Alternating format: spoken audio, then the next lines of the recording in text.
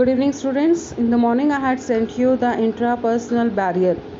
I'm going to complete the entire barrier section.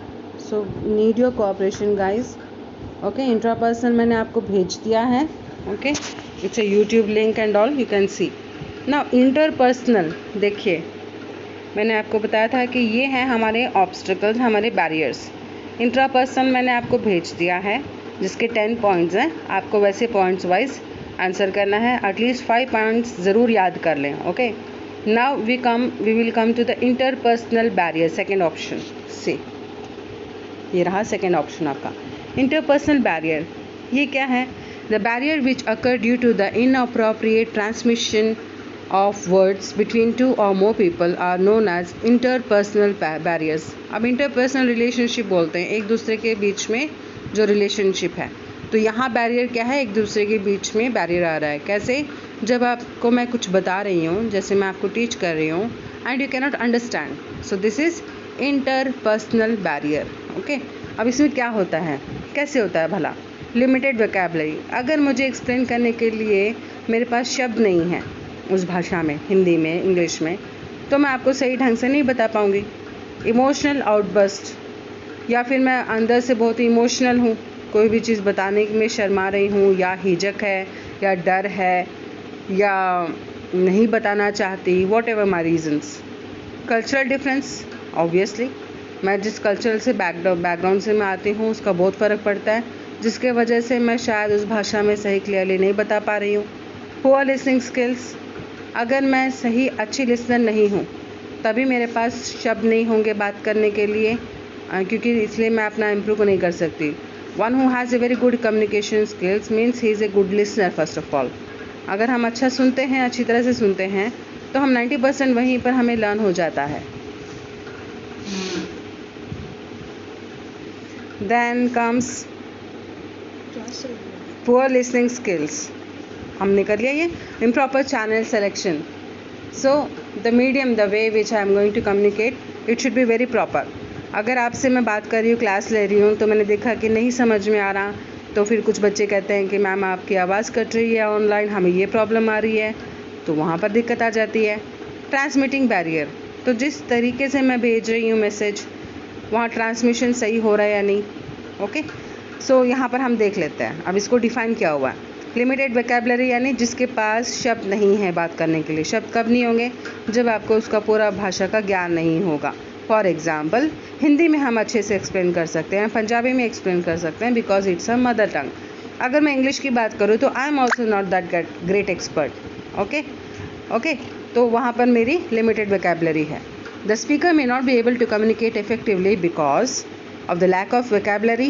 Okay, vocabulary नहीं है. Without vocabulary, a speaker cannot convey the message and a receiver cannot receive the message properly. Okay, just a minute, children.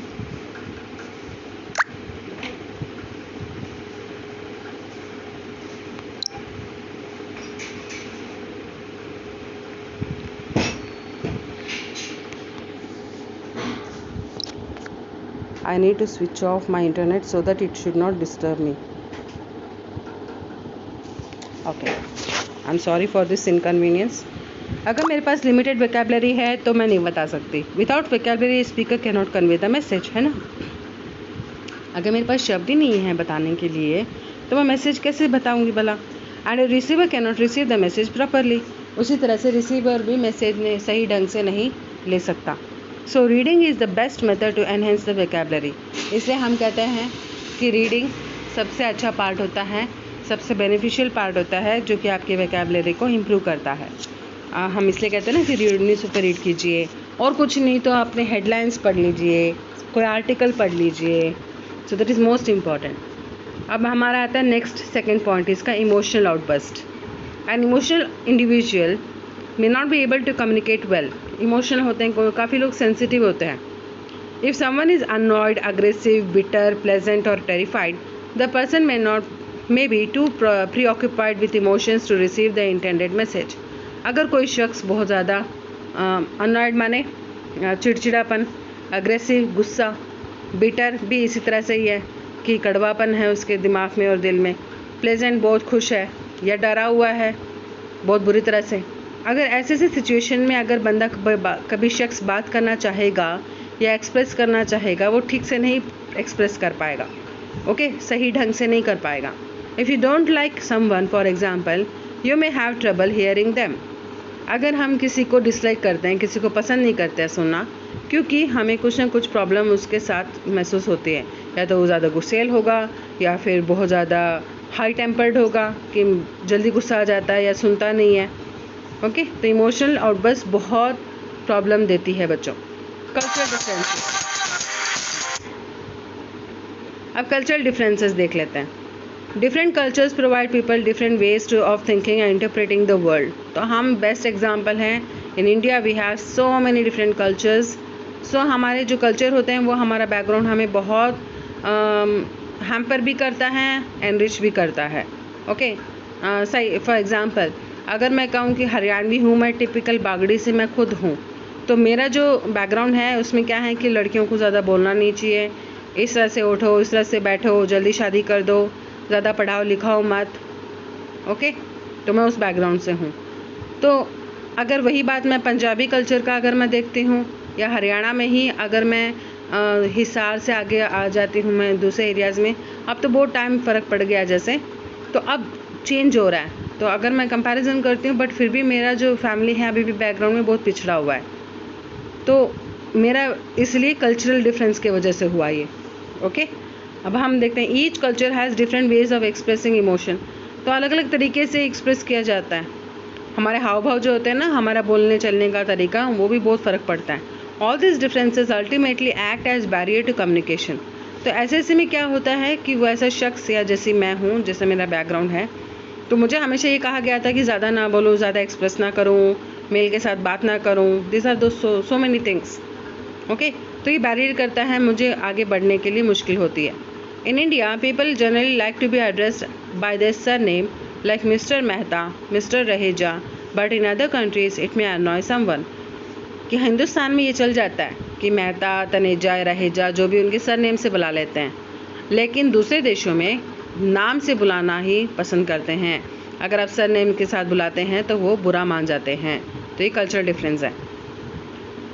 अब जैसे simple example बताती हूँ, मैं south में पली बड़ी हूँ। अगर आप रिक्शा वाले या फिर कहीं रेस्टोरेंट में, कहीं पर भी ऑटो वाले को अगर आप आवाज़ दे रहे हो तो ए, ऐसे अगर आप बोल देते हो, ए रुक जा, ओके, तो वो बुरा मानते हैं। They feel very bad, they will tell you that you don't know have the manners. तो हमें बोलना पड़ता है, no, we have to give regard him. So in auto rickshaw को भी वाले को भी अगर मुझे रोकना है तो I have to tell him कि सर बॉस चलेंगे, बॉस दे और दे विल टेल एज मचा, इन कन्नड़ा इट इज़ मचा, okay. So these are the things that you have to know very well when we are in area, which area, how they deal with them, okay. अब जैसे हम मथुरा अगर जाते हैं तो वहाँ आप सुनेंगे, अगर पता हो तो ऑटो रिक्शा वाले या कोई भी हैं, any vehicle whatever, they are not suppose to horn नहीं बजा सकते। तो वो क्या बोलते हैं, राधे राधे पार लगा दे, कुछ इस तरह से हैं। मतलब एक और राधे राधे भाई साइड में हो जाइए, तो उसके लिए कुछ एक दो वर्ड भी बोलते हैं वो लोग। तो भगवान का नाम लेते हुए कोई भी हॉर्न नहीं बजा सकता वहाँ पर। सो दिस इज़, तो हमें पता होना चाहिए, अगर मैं मथुरा जा रही हूँ, अगर मैं व्हीकल लेके जा रही हूँ, तो मुझे ध्यान रखना है कि बार बार मुझे हॉर्न नहीं बजाना है, okay. Listening is the best part of conversation. तो पुअर लिसनिंग स्किल, जो सुन नहीं सकता ना बच्चों, वो कामयाब नहीं हो सकता। हमें पेशेंस होना चाहिए। हम जितना अच्छे से सुन सकते हैं, चाहे वो हमारा पसंद हो चाहे ना हो, बट हमें ये पता होना चाहिए कि वो चीज़ हमारे लाइफ के लिए, हमारे करियर के लिए अच्छा है, मेरी पर्सनालिटी के लिए अच्छा है, अगर मुझ में एक क्षमता है सुनने की, then I will be successful. तो poor listening is the best part of conversation, सबसे बेस्ट पार्ट है। No message can be conveyed by a speaker if the receiver does not have listening skill. तो जितना, अगर मान लो आप ही interested नहीं होंगे सुनने के लिए, obviously then you are not going to receive the message properly. Poor listening skills act as barrier and make the receiver unable to receive the message properly. इसी तरह से बैरियर खड़ा हो जाता है। जब आप सही ढंग से रिसीव नहीं करते हो, सुनने की कोशिश नहीं करते हो, तो वहाँ पर बैरियर खड़ा हो जाता है। इम्प्रॉपर चैनल सिलेक्शन, तो सही ढंग से अप्रोप्रिएट चैनल का इस्तेमाल करना। फॉर एग्ज़ाम्पल, आजकल हमारा ऑनलाइन सिस्टम है सब कुछ। अगर मैं आप लोगों को लेटर राइटिंग में भेजूँ, ईमेल भेज दूँ कि क्लास ये है, आप देख लीजिए, एग्जैक्टली 9:10 पे अटेंड करना है, 9:15 हो गया तो मैं आपको अलो नहीं करूँगी, और आपके कुछ बैरियर आ गया और 9:15 के बाद आप ट्राई कर रहे हो एंटर करने के लिए और मैं नहीं ले रही हूँ, तो इम्प्रॉपर चैनल है वो, कि मैं आपको टाइम नहीं दे रही हूँ, आपसे कोऑपरेट नहीं कर रही हूँ, या ईमेल्स के ज़रिए, लेटर्स के ज़रिए काम कर रही हूँ रादर दैन फ़ोन और व्हाट्सएप, तो मेरा इम्प्रॉपर चैनल हो जाएगा वो। If a sender chooses an improper channel of communication may come to an end. Detailed instructions presented over the telephone, for example, may be annoying for both communicators. मान लो कि पूरा detail, आजकल तो हमारा online मजबूरी हो रही है। अगर मैं अब कहूँ आपको कि ऑफलाइन और ऑनलाइन कम्युनिकेशन या टीचिंग में आप कौन सा पसंद करेंगे, तो I know that 80% of the children will say that offline is better ma'am, है ना, क्योंकि पता चल जाता है कि हमें कितना प्रॉब्लम फेस कर रहे हैं हम, आजकल हमें पता चल गया है ये सब चीज़ें। एक और इम्प्रॉपर चैनल मान लीजिए कि मुझे प्रॉब्लम है, okay, I have a problem with my students, ठीक है, तो मैं पहले आपसे बात करूं, भाई बच्चों एक मीटिंग लेती हूँ, मैं मैसेज लिखती हूँ आपको कि बच्चों मुझे प्रॉब्लम आ रही है कि आपके जो असाइनमेंट्स है, जो सेशंस है, वो पूरी तरह आए नहीं है मेरे पास, मैं कंप्लेंट करने वाली हूँ या फिर मुझे कुछ एक्शन लेना पड़ेगा, आप या तो बताओ मैं कैसे करूँ। उसके बजाय मैं क्या करूँगी, सीधा प्रिंसिपल के पास चले जाना और प्रिंसिपल को कहना है कि मैम इस क्लास में सबमिट नहीं किया है, एक्शन लिया जाए, इनको डिटेन किया जाए या फ़ाइन लगाया जाए वगैरह वगैरह। तो आप स्टूडेंट्स क्या बोलोगे कि मैम एक बार हमें बता तो देते कि किस किस का नहीं आया आपके पास, हमें टाइम तो देते थोड़ा। तो इम्प्रॉपर चैनल था, मैं अगर directly head of the office में चली जाती हूँ, so I have to go through a proper channel. तो पहले मुझे जिसके साथ प्रॉब्लम है उनसे बात करूँ, उनको टाइम दूँ, उसके बाद फिर आपके HOD से बात करूँ कि उनसे काम हो जाए, उसके बाद फिर मैं प्रिंसिपल के पास जाऊँ, तो वो मेरा प्रॉपर चैनल होगा। तो इसी तरह से इम्प्रॉपर चैनल है स्पेसिफिकली इसी के लिए होता है बच्चों कि आपको कोई काम करना है। एग्जांपल हम एक मूवी में मैंने देखा था कि अगर आपकी बिजली का काम इलेक्ट्रिसिटी चली गई है, तो आप रिलायंस को डायरेक्टली फ़ोन नहीं करोगे ना, अंबानी को, we are going to connect with the local electric board, है ना। तो इस तरह से ट्रांसमिटिंग बैरियर, तो कैसे मेरा मैसेज सही ढंग से जा रहा है या नहीं, वहाँ पर प्रॉब्लम आ जाती है। इसके लिए बेस्ट एग्जांपल हमारा इंटरनेट ही है। Thing that come in the way of message transmission are sometime called noise. तो कई बार शोर शराबा हो रहा है और मैं पढ़ा रही हूँ, आपको समझ में नहीं आएगा। फॉर एग्जांपल मैं ऑनलाइन क्लास ले रही हूँ, तो बीच में कहीं उनका स्पीकर ऑन हो जाता है, तो फिर मुझे कहना पड़ता है कि बच्चों प्लीज़ अपना स्पीकर म्यूट कीजिए, मुझे डिस्टर्बेंस हो रहा है। So noise is the problem. Communication में भी difficult because of noise and some of the physical distraction. या फिर मैं क्लास ले रही हूँ आपका, और मेरे जहाँ पर एरिया में जहाँ मैं पढ़ा रही हूँ, आपको क्लास ले रही हूँ, वहाँ पर ढोल बज रहा है, किसी की शादी हो रही है, तो मेरा ध्यान आपकी तरफ कम और वहाँ पर ज़्यादा जाएगा। Like a bad network error in telephone line or a noisy cafe can destroy communication. तो अगर फ़ोन में कोई प्रॉब्लम आ रही है बात करते वक्त, एक कनेक्शन कट जाता है, या फिर कई रेस्टोरेंट में मैं बैठी हूँ, वहाँ पर बहुत ज़्यादा शोर हो रहा है, लोग बात कर रहे हैं। If an email message or letter is not formatted appropriately or if it contains grammatical and spelling error, email मैं भेज रही हूँ, वो सही ढंग से टाइप नहीं किया मैंने, या फिर उसमें ग्रामर की मिस्टेक है या स्पेलिंग की प्रॉब्लम है, the receiver may not be able to concentrate on the message.